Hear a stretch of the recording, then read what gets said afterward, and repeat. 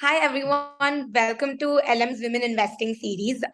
Since Women's Day is just around the corner, wishing you all a very happy Women's Day. Today we have a very special guest with us to talk about her investing and saving journey with us. And we have Harini with us. Hi Harini, welcome to the LM's Women Investing series. Let me give you a brief introduction about Harini. She's the head of research and portfolio management manager at Tamohara Investment Managers. It's a boutique PMS and investment advisory fund based out of Mumbai. They're managing about 300 crores in assets. And prior to joining Tamohara, she executed and ran the Truffle Investment PMS at Gala Bhansali Stockbrokers. She has a BA honors in economics, politics, and advanced mathematical models from New York University. And Harini is also a certified financial analyst. Harini, it's quite impressive of a journey that you've had in the field of finance, and we're so glad to have you. So, since LM Women's Investing series is simplifying the whole investing and saving journey for all the women out there, I have five simple questions for you. So, Harini, are we all set for the five questions? Absolutely. Thank you for having me on. And you forgot one thing in my introduction. I'm also a client and customer of Latin Manharlal. So thank Oh, you for that. thank My you for investing journey in India bringing it began up. with, yeah. So my investing journey in India began with you guys. Oh, that's great. We're so glad LM has women investors as their clients. This is great. So let's hit with the first question. So, at what age was your first investment or your saving that you did for yourself?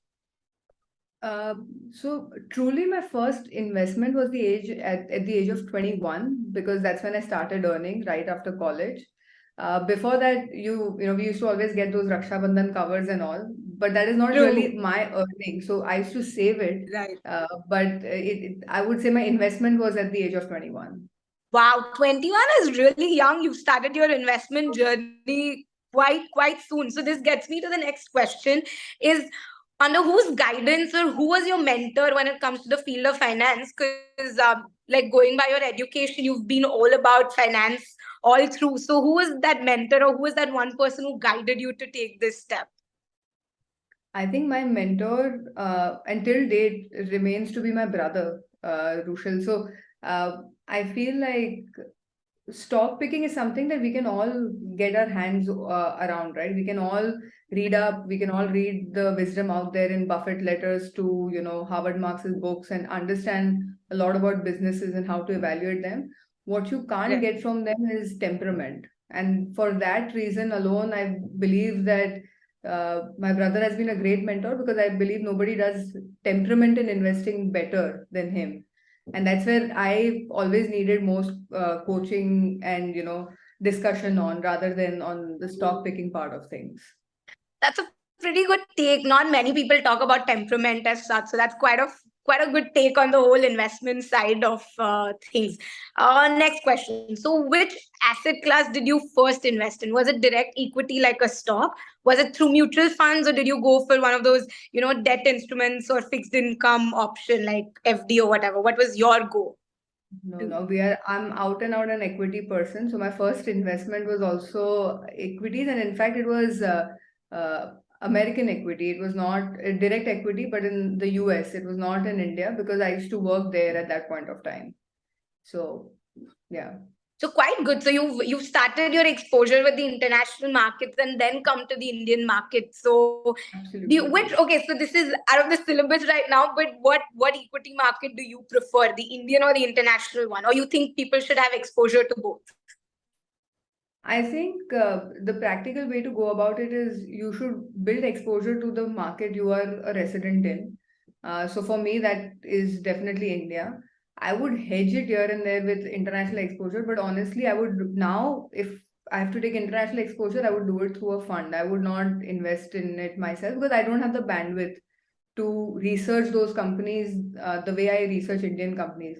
And there are 5,000 companies plus listed in India. I mean, there's a lot of opportunity in India. So I honestly don't feel the need to go out for investment per se anymore. True. I mean, I completely agree. I think India is the next big story that's happening, and it's always great to be invested in the next big story that's happening. So again, so would you mind telling us which specific stock did you invest in the first, or uh, in the US market? Sure. So the first stock I invested in was actually Walt Disney. So this Oh is me wow. fresh from my internship. My head of research back then had made me read this book called One Up on Wall Street by Peter Lynch. And that book is all about common sense investing, right? Like you see the Right. powerful brands around you, try to understand what makes them work, and just buy those things and sit on it and don't do anything about it. Right. Without doing too much deep dive in the company at that point of time, the one company, one brand I was a big fan of and still am till date is Disney. I think the amount of smiles that they create in a single day, if we create that Definitely. in a lifetime, we are through. But I think what I saw at that point of time is one, the power of the brand, but second is that the Disney customer is the most price insensitive customer ever, right? Because it's a young child and a young child's Yeah. parents. A young child has no concept of money, what is expensive, what is cheap, what is income, True. what is budget. So Yeah. that was something that always attracted me to their business. And then a, a single child's parents will always, put in all the effort in the world to make their child happy. So for me, that itself was something that was like a given. So I didn't do too much of a deep dive. Obviously, they have great brands like ESPN and all of that also. But Right. uh, yeah, that was my I think very broad thinking.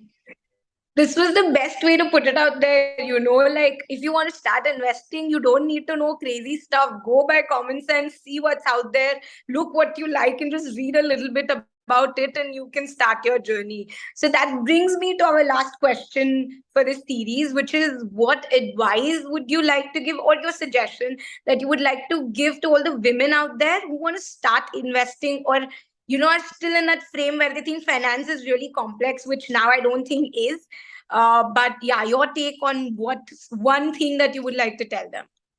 So I think I would have two pieces of advice. One is I think if they've not already started investing or saving, or they do it, but somebody else in the family takes care of it, I would highly recommend that you take personal interest in your own finances and saving.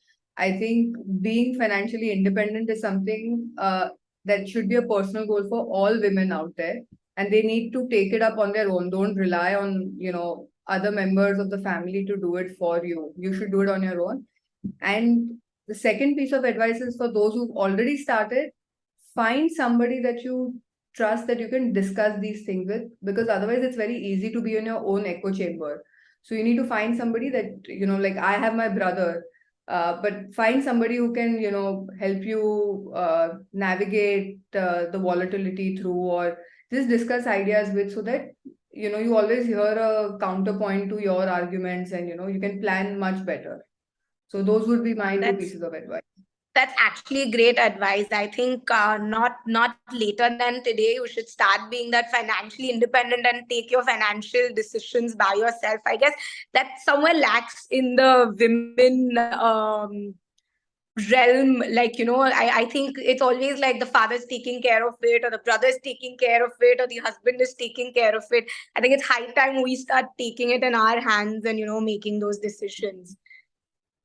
Thank you, Absolutely. Harini. Thank you so much for taking this time out. And we hope to have a slightly longer interview sometime in the future with you. But it was great to have you on this series, and stay invested, as we always say, and start your investing and saving journey today if you haven't. Thank you so much, Harini. Thank you. Thank you so much. Wishing everybody a happy Women's Day out there. Thank you.